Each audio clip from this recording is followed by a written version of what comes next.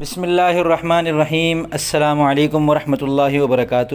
میں محمد اسامہ سرسری۔ نماز جو ہم پڑھتے ہیں تو اس میں ایک ایک چیز کا اگر ہمیں مطلب پتہ ہو، ایک ایک لفظ کا، تو اس سے نماز کے اندر دھیان بھی پیدا ہو جاتا ہے اور اللہ تعالیٰ سے تعلق بھی بڑھتا ہے اور نماز پڑھنے کا لطف بھی دوبالا ہو جاتا ہے۔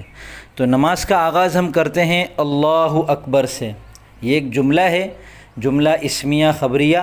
اس کے اندر لفظ اللہ مبتدا ہے اور لفظ اکبر اس کی خبر ہے، اور اس کا ترجمہ ہے اللہ سب سے بڑا ہے۔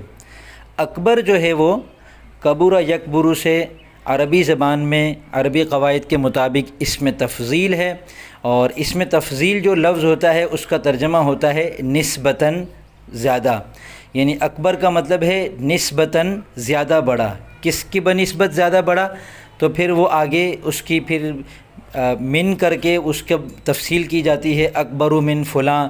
مثلا اگر کہا جائے زید اکبر من عمر، تو اس کا ترجمہ ہوگا زید عمر سے زیادہ بڑا ہے، عمر سے بڑا ہے۔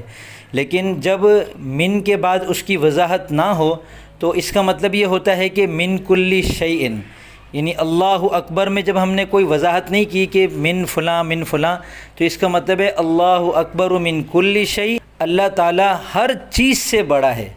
تو یہ اس جملے کا مطلب ہے۔